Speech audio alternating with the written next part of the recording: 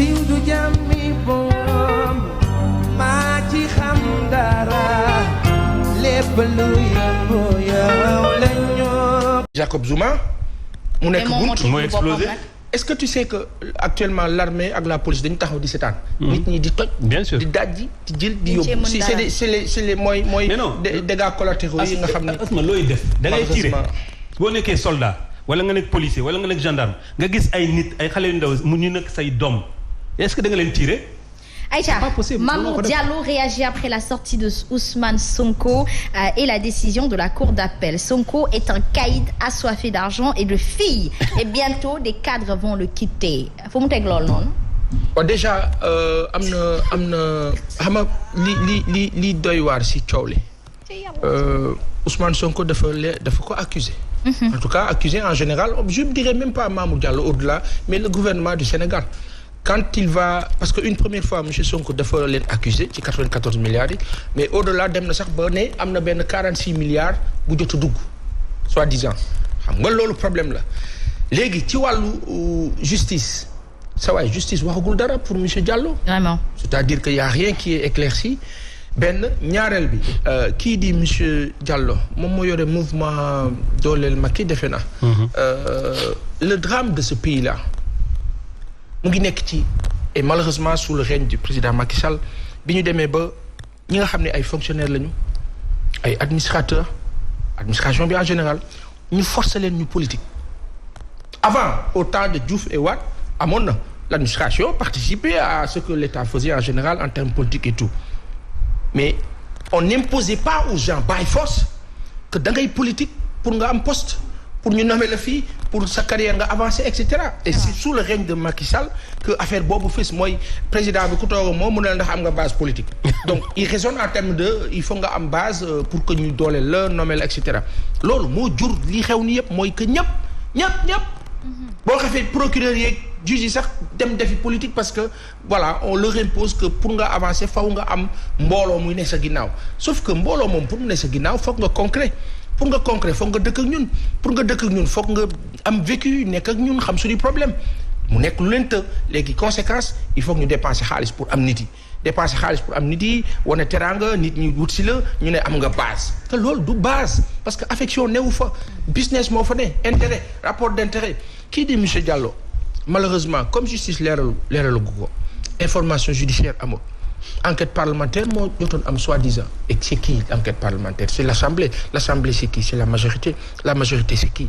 c'est en grande partie le président Macky Sall donc foofu mënoo juge et partie dafay jafe donc pour dire que kii di kaawu 94 milliards yooyu ba tey ba sànq leeragul de monsieur Diallo nag il se défend bien comme il peut moo ko Ousmane Sonko xamante nañu ñoom xamante nañu diggante domaine ak impôt xamante nañu ku ci ne xam nga sa morom te xam nga secteur boobu impôt et domaine je pense que il faut la presse la def ci dossier impôt et domaine un court métrage waaw def ci dossier bu baax parce que sauf que nag ña koy def dossier dañu am ay dossier impôt et domaine te nag impôt et domaine 1 2 3 ñu activé leen boo nekkee ci yoon rek ñu activé leen ngir ñu gor say tànk en tout cas war nañ ci bàyyi xel bu baax a baax man nag sama laaj ca moom laa koy laaj fii bu fekkee ne mi ngi ñuy dégg nee na Sonko du bëgg jigéen góor bu bëggul jigéen lu mu war a bëgg te xam naa benn affaire bu bëggul jigéen góor bu bëggul jigéen lu muy bëgg. mën naa la wax benn affaire. waaye nag boo bëggee nag président da ngay tey sa bopp nag loolu. nañu wax professeur jullit la mën na takk ba ñeent. waaw mais takk la ñu wax de ambition présidentielle. takk la ñu wax mën naa la bëgg jigéen. mën naa la benn affaire góor moom.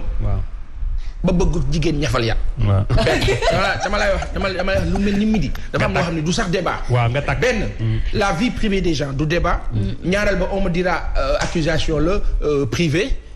On peut en parler parce que dafa egg benn niveau bi ñetteel bi le débat est à un autre niveau. Vraiment. C'est-à-dire que aujourd'hui vous parlez de femmes on parle de 94 milliards on parle pas de 10 milliards. Ouais. Maintenant après à monsieur Sonko de donner les preuves. Justement. Maintenant pour donner les preuves il faut une information judiciaire. Très bien. Contrairement à ce que les gens pensent certains pensent que oui il faut mu génne affaire yi non li ngay génne lan la ak kan moo koy génne ak ban support ak nan nga koy génnee boo demee nag ba sës nag amatoo choix xëy na le moment venu.